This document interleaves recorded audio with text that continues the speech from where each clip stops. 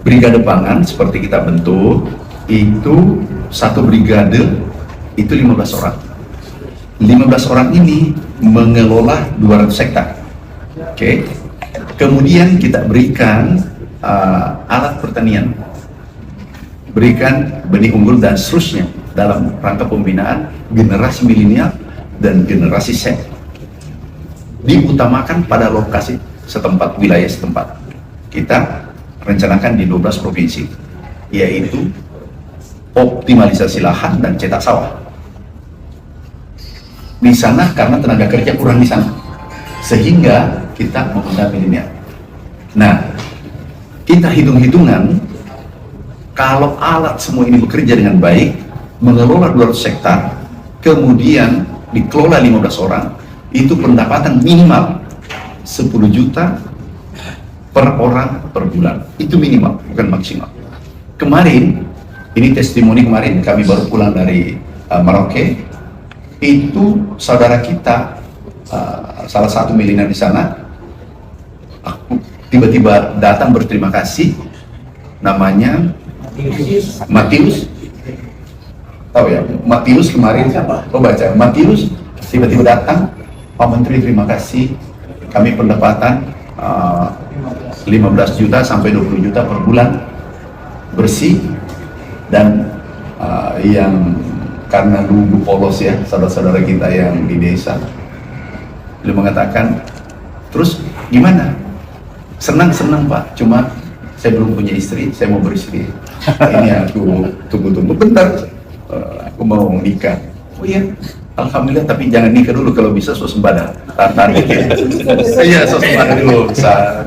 Dan dia mampu mengatakan, oke Pak, aku tunggu, aku senang.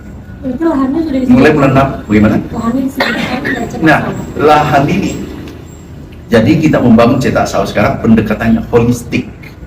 Hulu hilir harus ditangani. Kalau kita cetak sawah, kemudian tidak ada alat mesin pertanian, setelah cetak kita tinggalkan, dan di lokasi itu kurang penduduk, kurang tenaga kerja, sudah pasti itu tidak optimal. Berarti nggak harus punya lahan, tapi disediakan lahan. Ada lahan luas. Jadi gini, di Merauke satu orang bisa 1000 hektar, satu keluarga. Bahkan satu keluarga, rumpun keluarga itu ada 10.000 hektar. Tidak mungkin dikelola lahan ini kalau manual, mencangkul dan seterusnya. Harus menggunakan full mekanisasi dengan teknologi modern, itu pasti bisa diolah. Tetapi kalau ini hanya dicetak sawah ini, kemudian satu orang punya 1000 hektar, itu sudah pasti tidak bisa diolah dengan manual. Sehingga kami optimalkan ada sumber daya alam, yaitu lahan yang luas di Kalimantan dengan Papua, kemudian ada milenial generasi Z, ada teknologi. Nah, tiga-tiga ini kita optimalkan untuk menghasilkan pangan atau menjadi lumbung pangan. Seperti di Kalimantan, 20 hektar, 50 hektar, ada satu orang 400 hektar datang, kami kunjungan minggu lalu, tiba-tiba datang, Pak, kami punya lahan 400 hektar, satu orang di Kalimantan, padahal dekat dari sini. Kalau mau dengan manual mencangkul, nggak mungkin. Nah, sekarang saat ini kami membangun klaster pertanian modern 1,3 juta hektar untuk 2025. Klaster pertanian modern. Klaster ini menggunakan teknologi hulu hilir dan menggerakkan milenial. Kalau ini berhasil, kami sudah pastikan bahwa milenial tertarik untuk bergerak sektor pertanian. Di mana itu? Merauke, Kalimantan Tengah, Kalimantan Selatan, Kalimantan Barat, Sumatera Selatan, Aceh, Jambi, Riau, Bengkulu.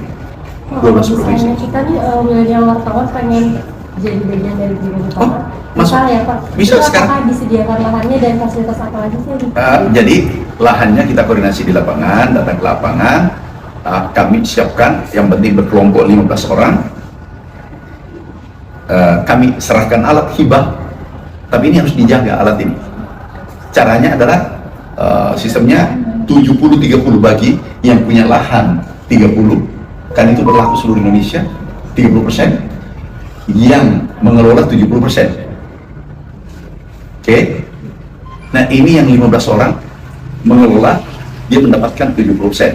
Kemudian dari 70% ini 20% disimpan untuk pembelian alat 5 tahun ke depan setelah rusak, perbaikan dan seterusnya.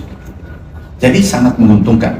Bayangkan satu contoh yang kemarin, yang traktor Pak siapa? Pak Matius, generasi milenial mungkin ada yang lihat itu mengolah lahan 3 hektar satu hari, pendapatan kotor 1,1.250.000 per hektar, berarti per hari 3.750.000. Tapi dia dalam bentuk kelompok. Baru traktor satu bekerja, berarti dia mendapatkan kotor kurang lebih 100 juta per bulan. Tapi dia bentuk kelompok kan. Jadi itu salah satu contoh kemarin. Dan dia mendapatkan, mereka yang mengatakan, Pak terima kasih Pak Menteri, aku dapatkan 15-20 juta per bulan sejak bulan Juni ya. Ada jaminan kepadanya siapa atau boleh bebas? Boleh bebas. Bebas. Jadi kami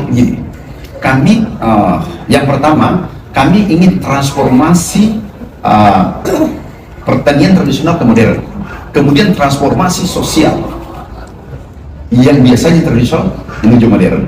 Nah, generasi Z, generasi milenial tidak mungkin turun ke lapangan kalau itu merugikan, kotor dan seterusnya. Dia akan turun ke lapangan manakala menguntungkan. Kemudian yang kedua adalah menggunakan teknologi modern. Menguntungkan dalam artian di atas standar kalau dia menjadi pegawai. Katakanlah honor pegawai 3 juta, 4 juta. Kalau dia mendapatkan 10 juta, pasti menarik. Tapi yang rajin bisa dapatkan 15-20 juta. Seperti Pak Matius tadi. Jadi tergantung mereka. Yang jelas pemerintah sudah menyiapkan fasilitas luar biasa. Nah, kemudian kami terima kasih kemarin kepada Bank Mandiri dan BRI memberikan kur langsung 45 miliar kelompok 214 langsung dicairkan. Jadi kami terima kasih pada Himbara, khususnya BRI dan Bank Mandiri, langsung diserahkan nanti untuk beli solar. Jadi dia mulai berbisnis, alatnya sudah ada, benihnya sudah ada, lahannya sudah ada,